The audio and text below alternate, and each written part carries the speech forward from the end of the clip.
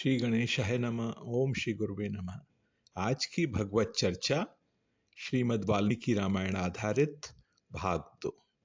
अब बाल कांड का प्रथम सर्ग प्रारंभ होता है। नारद जी वाल्मीकि मुनि को संक्षेप से श्री रामचरित्र सुनाते हैं। तपस्वी वाल्मीकि जी ने तपस्या और स्वाध्याय में लगे हुए विद्वानों में श्रेष्ठ मुनिवर नारद जी से पूछा, इस समय इस संसार में गुणवान, वीरवान, धर्मज्ञ, उपकार मानने वाला, सत्य वक्ता और दृढ़ प्रतिज्ञ कौन है? चारित्रेण चको युक्तः सर्वभूतेषु को हितः विद्वान कह कह समर्थस्य कश्येक प्रियदर्शनः। सदाचार से युक्त समस्त प्राणियों का हित साधक, विद्वान, सामर्थ्यशाली और एकमात्र प्रियदर्शन पुरुष कौन है? मन पर अधिकार रखने वाला, क्रोध को जीतने वाला, कांतिमान और किसी की भी निंदा नहीं करने वाला कौन है? तथा संग्राम में कुपित होने पर किससे देवता भी डरते हैं? महर्षि, मैं ये सुनना चाहता हूं, इसके लिए मुझे बड़ी उत्सुकता है और आप ऐसे पुरुष को जानने में समर्थ हैं। महर्षि वाल्मीकि के इस वचन को सुनकर तीनों लोकों का ज्ञान रखने वाले नारद जी ने उन्हें संबोधित करके कहा, अच्छा सुनिए, और फिर प्रसन्नता पूर्वक बोले, मुने, आपने जिन बहुत से दुर्लभ गुणों का वर्णन किया है, उनसे युक्त पुरुष का मैं विचार करके कहता हूं, आप सुने। इक्ष्वाकु वंश प्रभवो रामो नाम जनेः श्रुतः नेतात्मा महावीर्यो द्युतिमान धृतिमान वशी। इक्ष्वाकु के वंश में उत्पन्न हुए एक ऐसे पुरुष हैं जो लोगों में राम नाम से विख्यात हैं। वे ही मन को वश में रखने वाले, महाबलवान, कांतिमान, धैर्यवान और जितेंद्रिय हैं। वे बुद्धिमान, नीतिज्ञ, वक्ता, शोभायमान तथा शत्रु संहारक हैं। उनके कंधे मोटे और भुजाएं बड़ी बड़ी हैं। ग्रीवा शंख के समान और ठोड़ी मांसल है। उनकी छाती चौड़ी तथा धनुष बड़ा है। गले के नीचे की हड्डी मांस से छिपी हुई है। वे शत्रुओं का दमन करने वाले हैं। भुजाएं घुटने तक लंबी हैं। मस्तक सुंदर है। ललाट भव्य और चाल मनोहर है। उनका शरीर मध्यम और सुडौल है। देह का रंग चिकना है। वे बड़े प्रतापी हैं। उनका वक्षस्थल भरा हुआ है। आंखें बड़ी बड़ी हैं। वे शोभायमान और शुभ लक्षणों से संपन्न हैं। धर्म के ज्ञाता, सत्य प्रतिज्ञ तथा प्रजा के हित साधन में लगे रहने वाले हैं। वे यशस्वी, ज्ञानी, पवित्र, जितेंद्रिय और मन को एकाग्र रखने वाले हैं। प्रजापति के समान पालक, श्री संपन्न, वैरी विध्वंसक और जीवों तथा धर्म के रक्षक हैं। स्वधर्म और स्वजनों के पालक, वेद वेदांगों के तत्ववेत्ता तथा धनुर्वेद में प्रवीण हैं। सर्वशास्त्रार्थ तत्वज्ञ, स्मृतिमान, प्रतिभावान, सर्वलोकप्रिय, साधुर दिनात्मा, विचक्षण, व अखिल शास्त्रों के तत्वज्ञ, स्मरण शक्ति से युक्त और प्रतिभा संपन्न है। अच्छे विचार और उदार हृदय वाले वे श्री रामचंद्र जी बातचीत करने में चतुर तथा समस्त लोगों के प्रिय हैं। जैसे नदियां समुद्र में मिलती हैं, उसी प्रकार सदा राम से साधु पुरुष मिलते रहते हैं। वे आर्य एवं सब में समान भाव रखने वाले हैं। उनका दर्शन सदा ही प्रिय मालूम होता है। सच सर्वगुणोपेतः कौसल्यानंद वर्धनः समुद्र एव गांभीर्य धैर्येण हिमवाने। संपूर्ण गुणों से युक्त वे श्री रामचंद्र जी अपनी माता कौशल्या के आनंद बढ़ाने वाले हैं। गंभीरता में समुद्र और धैर्य में हिमालय के समान है। वे विष्णु भगवान के समान बलवान हैं। उनका दर्शन चंद्रमा के समान मनोहर प्रतीत होता है। वे क्रोध में कालाग्नि के समान और क्षमा में पृथ्वी के सदृश हैं। त्याग में कुबेर और सत्य में द्वितीय धर्मराज के समान हैं। इस प्रकार उत्तम गुणों से युक्त और सत्य पराक्रम वाले सद्गुणशाली अपने प्रियतम ज्येष्ठ पुत्र को, जो प्रजा के हित में संलग्न रहने वाले थे, प्रजा वर्ग का हित करने की इच्छा से राजा दशरथ ने प्रेमवश युवराज पद पर अभिषिक्त करना चाहा। तदनंतर राम के राज्याभिषेक की तैयारियां देखकर रानी कैकई ने, जिसे पहले ही वर दिए जा चुके थे, राजा से यह वर मांगे कि राम का निर्वासन और भरत का राज्याभिषेक हो। राजा दशरथ ने सत्य वचन के कारण धर्म बंधन में बंधकर प्यारे पुत्र राम को वनवास दे दिया। कैकई का प्रिय करने के लिए पिता की आज्ञा के अनुसार उनकी प्रतिज्ञा का पालन करते हुए वीर रामचंद्र जी वन को चले।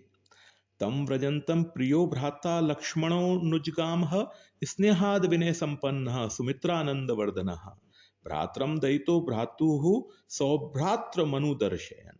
तब सुमित्रा के आनंद बढ़ाने वाले विनयशील लक्ष्मण जी ने भी, जो अपने बड़े भाई राम को बहुत ही प्रिय थे, अपने सुबंधुत्व का परिचय देते हुए स्नेहवश वन को जाने वाले बंधुवर राम का अनुसरण किया। रामस्य दयिता भार्या नित्यं प्राण समाहिता जनकस्य कुले जाता देव माएव निर्मिता। सर्वलक्षण संपन्ना नारीणामुत्तमा वधूः सीताप्यनुगता रामं शशीनं रोहिणी यथा पौरेरनुगतो दूरं पित्रा दशरथेन च। और जनक के कुल में उत्पन्न सीता भी, जो अवतीर्ण हुई देव माया की भांति सुंदरी, समस्त शुभ लक्षणों से विभूषित, स्त्रियों में उत्तम, राम के प्राणों के समान प्रियतमा पत्नी तथा सदा ही पति का हित चाहने वाली थी, रामचंद्र जी के पीछे चली जैसे चंद्रमा के पीछे रोहिणी चलती हैं।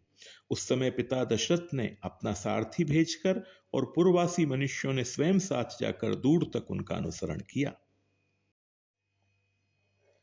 फिर शृंगवेरपुर में गंगा तट पर अपने प्रिय निषाद राज गुह के पास पहुंचकर धर्मात्मा श्री रामचंद्र जी ने सारथी को अयोध्या के लिए विदा कर दिया।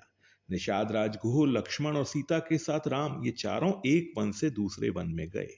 मार्ग में बहुत जलों वाली अनेक नदियों को पार करके भरद्वाज जी के आश्रम पर पहुंचे और गुह को वहीं छोड़ भरद्वाज मुनि की आज्ञा से चित्रकूट पर्वत पर गए। वहां वे तीनों देवता और गंधर्वों के समान वन में नाना प्रकार की लीलाएं करते हुए एक रमणीय पर्णकुटी बनाकर उसमें सानंद रहने लगे। राम के चित्रकूट चले जाने पर पुत्र शोक से पीड़ित राजा दशरथ ने उस समय पुत्र के लिए राम जी का नाम ले लेकर विलाप करते हुए स्वर्गगामी हुए। उनके स्वर्ग गमन के पश्चात वशिष्ठ आदि प्रमुख ब्राह्मणों द्वारा राज्य संचालन के लिए नियुक्त किए जाने पर भी महाबलशाली वीर भरत ने राज्य की कामना न करके पूज्य राम को प्रसन्न करने के लिए वन को ही प्रस्थान किया। वहां पहुंचकर सद्भावना युक्त भरत जी ने अपने बड़े भाई सत्य पराक्रमी महात्मा राम से याचना की और यूं कहा, धर्मज्ञ आप ही राजा हों, परंतु महान यशस्वी परम उदार शुभ मुख महाबली राम ने पिता के आदेश का पालन करते हुए राज्य की अभिलाषा न की और उन भरताग्रज ने राज्य के लिए न्यास रूप में अपनी खड़ाऊ भरत को देकर उन्हें बार बार आग्रह करके लौटा दिया। अपनी अपूर्ण इच्छा को लेकर ही भरत ने राम के चरणों का स्पर्श किया और राम के आगमन की प्रतीक्षा करते हुए वे नंदीग्राम में राज्य करने लगे। भरत के लौट जाने पर सत्य प्रतिज्ञ जितेंद्रिय श्री राम ने वहां पर पुनः नागरिक जनों का आना जाना देखकर उनसे बचने के लिए एकाग्र भाव से दंडकारण्य वन में प्रवेश किया। उस महान वन में पहुंचने पर कमल लोचन राम ने विराट नामक राक्षस को मारकर शरभंग, सुतीक्ष्ण, अगस्त्य मुनि और अगस्त के भ्राता का दर्शन किया। फिर अगस्त मुनि के कहने से उन्होंने ऐन्द्र धनुष, एक खड्ग और 2 तुणीर जिसमें बाण कभी नहीं घटते थे, प्रसन्नता पूर्वक ग्रहण किए। एक दिन वन में वंचरों के साथ रहने वाले श्री राम के पास असुर तथा राक्षसों के वध के लिए निवेदन करने को वहां के सभी ऋषि आए। सतेषां प्रतिशुश्राव राक्षसानां तदा वने प्रतिज्ञा तस्य रामेण वधः संयति रक्षसां ऋषीणाम अग्निकल्पानां दंडकारण्यवासिनां। उस समय वन में श्री राम ने दंडकारण्यवासी अग्नि के समान तेजस्वी उन ऋषियों को राक्षसों के मारने का वचन दिया और संग्राम में उनके वध की प्रतिज्ञा की। वहां ही रहते हुए श्री राम ने इच्छानुसार रूप बनाने वाली जनस्थान निवासिनी शूर्पणखा नाम की राक्षसी को लक्ष्मण के द्वारा उसकी नाक कटाकर कुरूप कर दिया। तब शूर्पणखा के कहने से चढ़ाई करने वाले सभी राक्षसों को और खरदूषण, त्रिशुरा तथा उनके पृष्ठपोषक असुरों को राम ने युद्ध में मार डाला। उस वन में निवास करते हुए उन्होंने जनस्थानवासी 14,000 राक्षसों का वध किया। तदनंतर अपने कुटुंब का वध सुनकर रावण नाम का राक्षस क्रोध से मूर्छित हो उठा। उसने मारीच राक्षस से सहायता मांगी। यद्यपि मारीच ने यह कहकर कि रावण, उस बलवान राम के साथ तुम्हारा विरोध ठीक नहीं है, रावण को अनेकों बार मना किया, परंतु काल की प्रेरणा से रावण ने मारीच के वाक्यों को टाल दिया और उसके साथ ही राम के आश्रम पर गया। मायावी मारीच के द्वारा उसने दोनों राजकुमारों को आश्रम से दूर हटा दिया और स्वयं राम की पत्नी सीता का अपहरण कर लिया। जाते समय मार्ग में विघ्न डालने के कारण उसने जटायु नामक गृध का वध किया। तत्पश्चात जटायु को आहत देखकर और उसी के मुख से सीता का हरण सुनकर रामचंद्र जी शोक से पीड़ित होकर विलाप करने लगे। उस समय उनकी सभी इंद्रियां व्याकुल हो उठी थी। फिर उसी शोक में पड़े हुए उन्होंने जटायु व्रत का अग्नि संस्कार किया और वन में सीता को ढूंढते हुए कबंध नामक राक्षस को देखा, जो शरीर से विकृत तथा भयंकर दिखने वाला था। महाभाऊ राम ने उसे मारकर उसका भी दाह किया, अतः वह स्वर्ग को चला गया। जाते समय उसने राम से धर्मचारिणी शबरी का पता बतलाया और कहा, रघुनंदन, आप धर्मपरायणा सन्यासिनी शबरी के आश्रम पर जाइए। सोभ्य गच्छन महातेजाः शबरीम शत्रुसूदनः शबर्या पूजितः सम्यक रामो दशरात्मजः। शत्रुहंता महान तेजस्वी दशरथ कुमार राम शबरी के यहाँ गए, उसने इनका भली भांति पूजन किया। फिर पंपासर के तट पर हनुमान नामक वानर से मिले और उन्हीं के कहने से सुग्रीव से भी मेल किया। तदनंतर महाबलवान राम ने आदि से लेकर जो कुछ हुआ था वह विशेषतः सीता का वृत्तांत सुग्रीव से कह सुनाया। वानर सुग्रीव ने राम की सारी बातें सुनकर उनके साथ प्रेम पूर्वक अग्नि को साक्षी बनाकर मित्रता की। उसके बाद वानर राज सुग्रीव ने स्नेहवश वाली के साथ बैर होने की सारी बातें राम से दुखी होकर बतलाईं। उस समय राम ने वाली को मारने की प्रतिज्ञा की। तब वानर सुग्रीव ने वहां वाली के बल का वर्णन किया, क्योंकि सुग्रीव को राम के बल के विषय में बराबर शंका बनी रहती थी। राम की प्रतीति के लिए उन्होंने दुंदुभि दैत्य का महान पर्वत के समान विशाल शरीर दिखलाया। महाबली महाभाव श्री राम ने तनिक मुस्कुराकर उस अस्थि समूह को देखा और पैर के अंगूठे से उसे 10 योजन दूर फेंक दिया। फिर एक ही महान बाण से उन्होंने अपना विश्वास दिलाते हुए 7 ताल वृक्षों को और पर्वत तथा रसातल को बींध डाला। तदनंतर राम के इस कार्य से महाकपि सुग्रीव मन ही मन प्रसन्न हुए और उन्हें राम पर विश्वास हो गया। फिर वे उनके साथ किष्किंधा गुहा में गए। वहां पर सुवर्ण के समान पिंगल वर्ण वाले वीरवर सुग्रीव ने गर्जना की। उस महानाद को सुनकर वानर राज वाली अपनी पत्नी तारा को आश्वासन देकर तत्काल घर से बाहर निकला और सुग्रीव से भिड़ गया। वहां राम ने वाली को एक ही बाण से मार गिराया। सुग्रीव के कथनानुसार उस संग्राम में वाली को मारकर उसके राज्य पर राम ने सुग्रीव को ही बिठा दिया। तब उन वानर राज ने भी सभी वानरों को बुलाकर जानकी का पता लगाने के लिए उन्हें चारों दिशाओं में भेजा। ततो गृधस्य वचनात् संपातेर हनुमान बलि शतयोजन विस्तीर्णम पुप्लुवे लवणार्णवम्।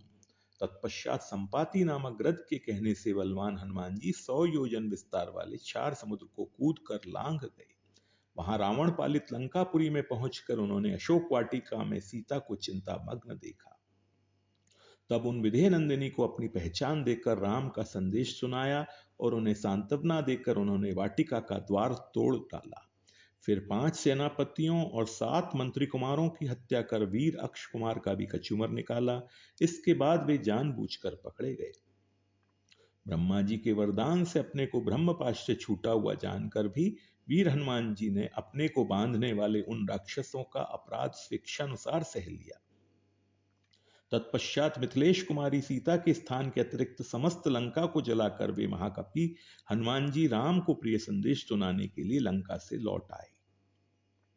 सोभिगम्य महात्मनम कृत्वा रामम प्रदक्षिणम नैवेदय में तमे आत्मा दृष्टा सीतेति तत्वतः। अपरिमित बुद्धिशाली हनुमान जी ने वहां जाकर महात्मा राम की प्रदक्षिणा करके यूं सत्य निवेदन किया, मैंने सीता जी का दर्शन किया है। ततः सुग्रीव सहितो गत्वा तीरम महोदधेः समुद्रम शोभयामास शरीरादित्य सन्निभेः। इसके अनंतर सुग्रीव के साथ भगवान राम ने महासागर के तट पर जाकर सूर्य के समान तेजस्वी बाणों से समुद्र को क्षुब्ध किया। तब नदीपति समुद्र ने अपने को प्रकट कर दिया। फिर समुद्र के ही कहने से राम ने नल से पुल निर्माण कराया। उसी पुल से लंकापुरी में जाकर रावण को मारा। फिर सीता के मिलने पर राम को बड़ी लज्जा हुई। तब भरी सभा में सीता के प्रति वे मर्म भेदी वचन कहने लगे। उनकी इस बात को न सह सकने के कारण साध्वी सीता अग्नि में प्रवेश कर गईं। इसके बाद अग्नि के कहने से ही उन्होंने सीता को निष्कलंक माना। महात्मा रामचंद्र जी के इस महान कर्म से देवता और ऋषियों सहित चराचर त्रिभुवन संतुष्ट हो गया। फिर सभी देवताओं से पूजित होकर राम बहुत ही प्रसन्न हुए और राक्षस राज विभीषण को लंका के राज्य पर अभिषिक्त करके कृतार्थ हो गए। उस समय निश्चिंत होने के कारण उनके आनंद का ठिकाना न रहा। यह सब हो जाने पर राम देवताओं से वर पाकर और मरे हुए वानरों को जीवन दिलाकर अपने सभी साथियों के साथ पुष्पक विमान पर चढ़कर अयोध्या के लिए प्रस्थित हुए। भरद्वाज मुनि के आश्रम पर पहुंचकर सबको आराम देने वाले सत्य पराक्रमी राम ने भरत के पास हनुमान को भेजा। फिर सुग्रीव के साथ कथा वार्ता कहते हुए पुष्पकारूढ़ हो वे नंदीग्राम को गए। नंदीग्रामे जटाम हित्वा भ्रातृभिः सहितोऽन्गः रामः सीतामनुप्राप्य राज्यम पुनर्वाप्तवान। निष्पाप रामचंद्र जी ने नंदीग्राम में अपनी जटा कटाकर भाइयों के साथ सीता को पाने के अनंतर पुनः अपना राज्य प्राप्त किया है। प्रहष्टमुदितो लोकस्तुष्टः पुष्टः सुधार्मिकः निरामयो ह्यारोगस्य दुर्भिक्ष भयवर्जितः। अब राम के राज्य में लोग प्रसन्न, सुखी, संतुष्ट, पुष्ट, धार्मिक तथा रोग व्याधि से मुक्त रहेंगे। उन्हें दुर्भिक्ष का भय न होगा। देहिक देविक भौतिक तापा राम राज नहीं काहुई व्यापा। कोई कहीं भी अपने पुत्र की मृत्यु नहीं देखेंगे। स्त्रियां विधवा न होंगी, सदा ही पतिव्रता होंगी। आग लगने का किंचित भी भय न होगा। कोई प्राणी जल में नहीं डूबेंगे। वात और ज्वर का भय थोड़ा भी नहीं रहेगा। क्षुधा तथा चोरी का डर भी जाता रहेगा। सभी नगर और राष्ट्र धन धान्य संपन्न होंगे। सतयुग की भांति सभी लोग सदा प्रसन्न रहेंगे। वहां यशस्वी राम बहुत से सुवर्णों की दक्षिणा वाले 100 अश्वमेध यज्ञ करेंगे। उनमें विधि पूर्वक विद्वानों को 10,000 करोड़ गौ और ब्राह्मणों को अपरिमित धन देंगे तथा 100 गुने राजवंशों की स्थापना करेंगे। संसार में चारों वर्णों को वे अपने अपने धर्म में नियुक्त रखेंगे। 10 वर्ष सहस्राणि 10 वर्ष शतानि च रामो राज्यमुपासित्वा ब्रह्मलोकम प्रयास्यति। फिर 11,000 वर्षों तक राज्य करने के अनंतर श्री रामचंद्र जी अपने परम धाम को पधारेंगे। वेदों के समान पवित्र, पाप नाशक और पुण्यमय इस रामचरित को जो पढ़ेगा वह सब पापों से मुक्त हो जाएगा। आयु बढ़ाने वाली इस रामायण कथा को पढ़ने वाला मनुष्य मृत्यु के अनंतर पुत्र, पौत्र तथा अन्य परिजन वर्ग के साथ ही स्वर्ग लोक में प्रतिष्ठित होगा। इसे ब्राह्मण पढ़े तो विद्वान हो, क्षत्रिय पढ़ता हो तो पृथ्वी का राज्य प्राप्त करे, वैश्य को व्यापार में लाभ हो और शूद्र भी प्रतिष्ठा प्राप्त करे। आज की भगवत चर्चा यहीं तक। ओम श्री गुरुवे नमः।